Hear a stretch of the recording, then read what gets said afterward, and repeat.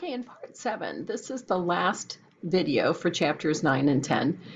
We talk about problem solving, and as I mentioned in the very first video, knowing how to solve problems, going through a systematic process can really be a determining factor in how you perform at work and could make a difference when you're interviewing for a new position, that you can explain how you go about the process of solving problems, because solving problems is hard, and that's what companies hire you to do. You know, there's something out there that they need to have fixed or corrected, or a new process, things like that.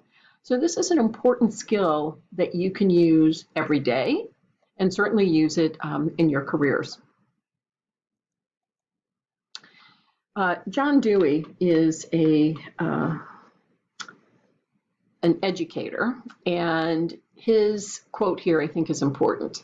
"A problem well stated is a problem half solved."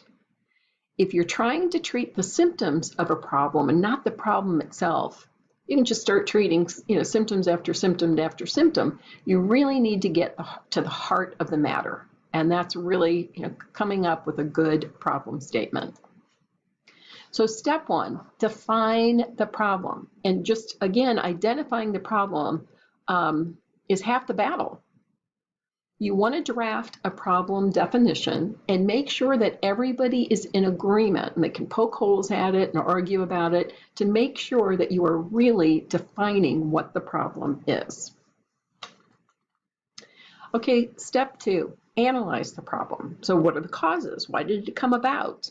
Have others tried to solve the problem? If they were unsuccessful, why? Why were they unsuccessful? Is not taking any action isn't an option?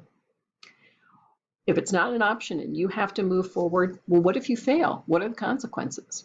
You need to know all of that, and you have to have everybody on the team engaged and contributing. You want everyone to share information and ideas. Okay, step 3, determine the solution criteria. Well, how do you know that you can do these things? Are there budget constraints? Do you have the money to fix the problem? What if you have this great idea, but it requires like 5 new employees?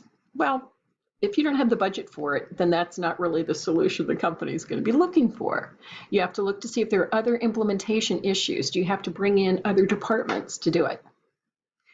And then this one, I think this is key. What is the definition of successfully solving the problem? So, if you're tasked with solving this problem, you might ask the boss, so, what does success look like to you?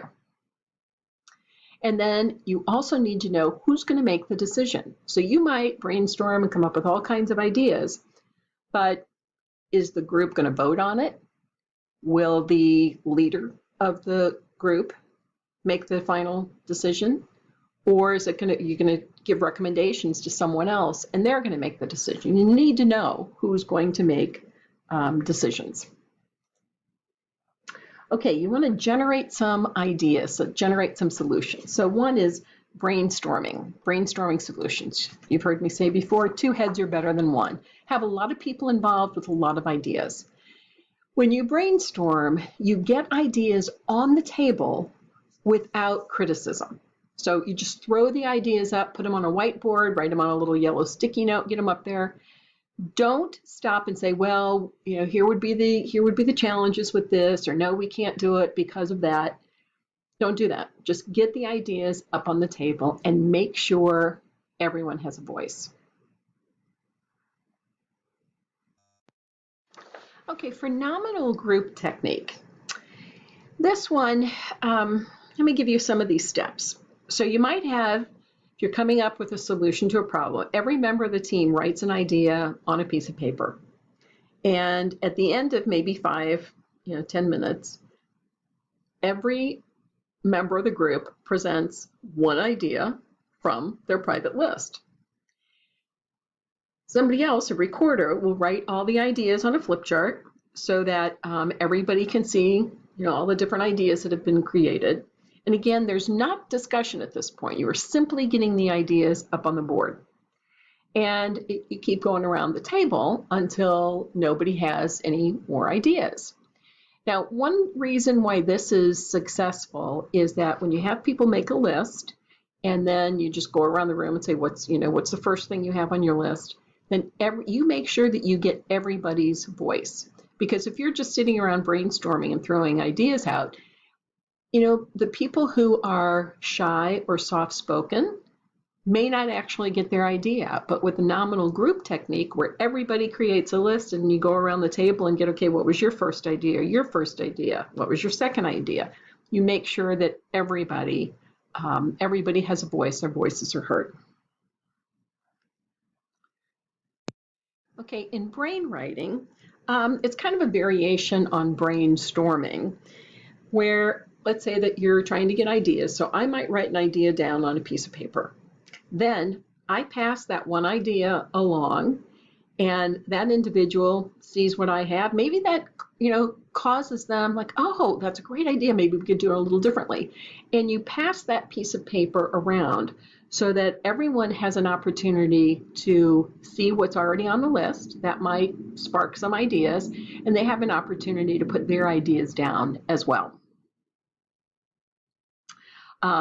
Brainwriting can be useful if you've got a limited amount of time, or you just don't have the culture where shouting out ideas in a brainstorming session would work very well. So brainwriting then is a good alternative to that. Okay, then step 5, evaluate solutions and decide. Is the leader of the group going to make the decision, or do you put recommendations up to the president of the company and they make the decision? Or does the decision stay within the group? Is there an expert in the group who will make a decision based on their expert opinion? Or do you have members, rank the ideas and maybe vote on it? You could have a majority rule, or you might say, we have to have a unanimous decision. Everybody has to agree that this is the way to go. Then step 6, implement and evaluate. You have to decide you've got this great solution now, but who's responsible for implementing it and making sure it gets done? Is the time frame clear? And this is very important. When do you go back and reevaluate? So you came up with this great idea, when you're going to implement it, you go ahead and implement it, but when do you need to step back and say, okay, was this really the best idea? Was it implemented successfully? You need to consider that. Okay, communicating group solutions. These are pretty easy. You either write a memo, make a report, you can call somebody and give them an oral report. You might even do a video recording and let them know. Okay, you also need to evaluate how effective the group was at accomplishing their goal. And group dynamics are the way the group interacts when they're trying to achieve a goal. You have to consider whether they were committed to the goal, if individuals completed their assignments, if interpersonal conflicts that are normal, but were they managed well? Did everyone in the group participate? And did everybody have a voice? Okay, that concludes part 7 and the end now of chapters 9 and 10. Thanks.